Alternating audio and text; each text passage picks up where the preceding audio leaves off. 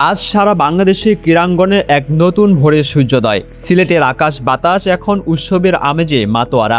সিলেট জেলা স্টেডিয়ামের হাজারো শিশু কিশোরের গগনবিদারী উল্লাস জানিয়ে দিচ্ছে তারা প্রস্তুত বিশ্বজয়ের নেশায়। ঠিক একই সময়ে উৎসবের রং লেগেছে হাওড় বাউরের জনপদ কিশোরগঞ্জেও। কিশোরগঞ্জ পুরাতন স্টেডিয়ামে সমাবেত হাজারো কিশোরের চোখে মুখে আজ আগামী তারকা হওয়ার স্বপ্ন।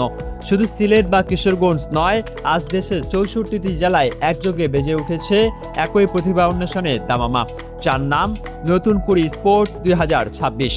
সিলেটের প্রধান মঞ্চ থেকে পায়রা ও বেলুন উড়িয়ে এই মহাযজ্ঞের শুভ উদ্বোধন করেন প্রধানমন্ত্রী তারেক রহমান। ভিডিও কনফারেন্সের মাধ্যমে তিনি যুক্ত হন কিশোরগঞ্জ সহ সারা দেশের মাঠগুলোর সাথে।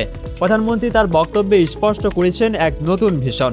তিনি বলেন, আমাদের লক্ষ্য কেবল মাঠের খেলা নয়, আমাদের লক্ষ্য হলো প্রতিটি গ্রাম থেকে এক একজন বিশ্বসেরা অ্যাথলেট গড়ে তোলা। প্রধানমন্ত্রী এই ঘোষণা আজ কিশোরগঞ্জের কিশোর ফুটবলার থেকে শুরু করে সিলেটের তরুণ অ্যাথলেট সবার হৃদয়ে জাগিয়েছে নতুন আশার আলো।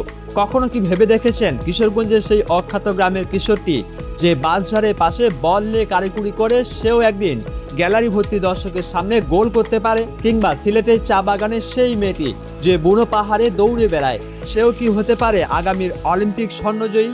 নতুন করে স্পোর্টস 2026 সেই অসম্ভবকে সম্ভব করারই এক মঞ্চ।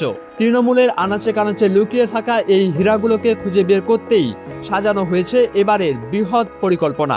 ফুটবল, ক্রিকেট, অ্যাথলেটিক্স কিংবা সাঁতার, প্রতিটি ক্ষেত্রেই দক্ষ কোচের তত্ত্বাবধানে চলবে বাছাই প্রক্রিয়া। যারা উত্তীর্ণ হবে তাদের জন্য অপেক্ষা করছে জাতীয় পর্যায়ের উন্নত প্রশিক্ষণ।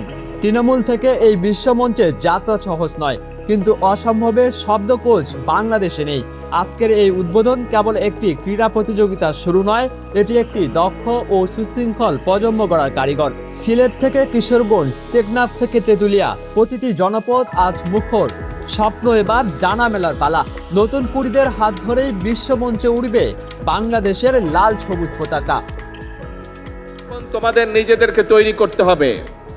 তোমরা ছোট বন্ধুরা সারা বাংলাদেশে যারা আজকে আমাকে দেখছো, তোমাদের প্রত্যেককে নিজেদেরকে তৈরি করতে হবে। তোমরা যত সুন্দরভাবে নিজেদেরকে তৈরি করতে পারবে, তোমরা যত শক্তিশালীভাবে নিজেদেরকে তৈরি করতে পারবে, যে খেলোয়াড় হতে চাও তাকে খেলোয়াড় হতে হবে।